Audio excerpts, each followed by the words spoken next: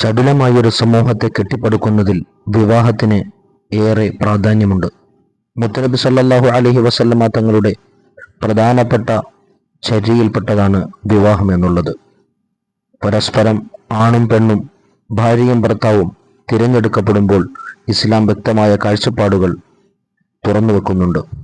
ഇണയെ തിരഞ്ഞെടുക്കുമ്പോൾ ചില കാര്യങ്ങൾ നാം ശ്രദ്ധിക്കേണ്ടതുണ്ട്. 4 കാര്യത്തിൽ ഭാര്യയേക്കാൾ ഭർത്താവ് മികച്ചവനാകണം, അല്ലെങ്കിൽ ജീവിത വഴിയിൽ ഭാര്യ അവനെ നിസ്സാരപ്പെടുത്താൻ കാരണമാകും.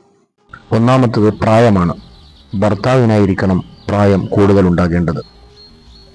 2, നീളത്തിൽ ഭാര്യയേക്കാൾ അല്പം ഉയരത്തിലായിരിക്കണം ഭർത്താവിൻ്റെ നീളം ഉണ്ടാകേണ്ടത്. 3, ഭാര്യയേക്കാൾ കൂടുതൽ സമ്പത്ത് ഭർത്താവിനുണ്ടായിരിക്കണം. 4, തറവാട്. ഭാര്യയേക്കാൾ മേന്മയുള്ള തറവാടുകാരനായിരിക്കണം ഭർത്താവ്.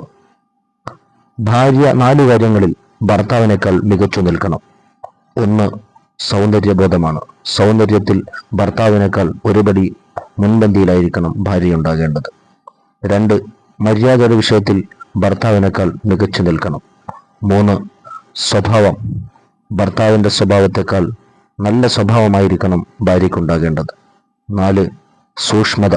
ഭർത്താവിനേക്കാൾ കൂടുതൽ സൂക്ഷ്മതയുള്ള ജീവിതമായിരിക്കണം ഭാര്യയുടേത്.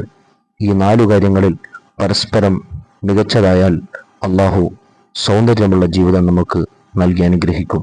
മഹാന്മാർ നമ്മെ പഠിപ്പിക്കുന്നത് അതാണ്.